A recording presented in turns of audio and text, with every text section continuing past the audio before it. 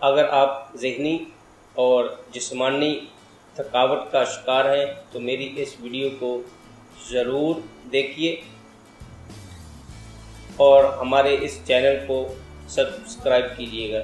ذہنی تھکاوٹ یہ کوئی بیماری نہیں ہے، جسمانی تھکاوٹ یہ بھی کوئی ایک بیماری نہیں ہے، لیکن ہم کو غور کرنا ہوتا ہے کہ یہ کیوں پیدا ہو رہی ہے، آدمی کیوں تھک جاتا ہے، آدمی ذہنی اور جسمانی طور پہ کیوں کمزور ہو جاتا ہے، یادداشت کیوں کمزور ہو جاتی ہے۔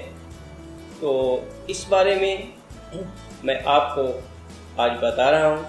ایسڈ فاس جو لوگ مضبوط طبع افراد ہوتے ہیں مگر کمزور ہو جاتے ہیں، اس کی کیوں کمزور ہو جاتے ہیں؟ جو بعض لوگ ان کی خوراک میں کمی ہوتی ہے، کچھ لوگ رات کو پوری نیند نہیں لیتے، کچھ موبائل پہ یا اسکرین پہ زیادہ وقت دیتے ہیں، تو ایسے لوگ جو ہے وہ ذہنی اور جسمانی تھکاوٹ کا شکار ہو جاتے ہیں۔ یا کچھ لوگ پانی کم پیتے ہیں جس کی وجہ سے وہ جسمانی اور ذہنی طور پر فٹیگ محسوس کرتے ہیں۔ ایسڈ فاس ہماری دوائی جو ہے وہ بہت کام کی دوائی ہے۔ ایسے افراد جو کمزور ذہن، جن کی یادداشت کمزور ہوتی ہے، ایسڈ فاس 30 طاقت میں صبح دوپہر شام 2 گھونٹ پانی میں ملا کر پینے سے وہ انشاءاللہ بہتر ہو جاتے ہیں۔ اس کے علاوہ یہ دوائی اور کئی علامات پہ کام آتی ہے، مثلا ذیابیطس۔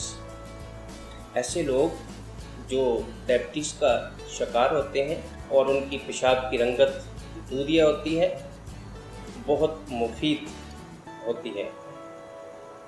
یہ ہیئر فالنگ کے لیے کام آتی ہے، ایلوپیسیا وہاں پہ کام آتی ہے، گرے ہیئر بالوں کا سفید ہو جانا وہاں پہ یہ بہت ہی کام کی چیز ہے۔ ذہنی کام کرنے والے لوگ جس میں ڈاکٹرز،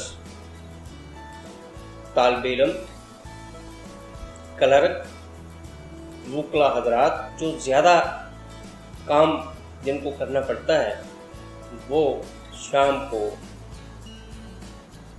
تھکاوٹ محسوس کرتے ہیں، ان کے لیے یہ بہت مفید ثابت ہوتی ہے۔ ایک اور علامت یہاں پہ یہ دوائی بہت کارآمد ہے، بچوں کے اسہال جن کا رنگ وائٹ سفید ہو جاتا ہے، وہاں پہ پانی سے پتلے سفید رنگ کے پاخانے بغیر درد کے، تو بہت مفید دوائی ہے۔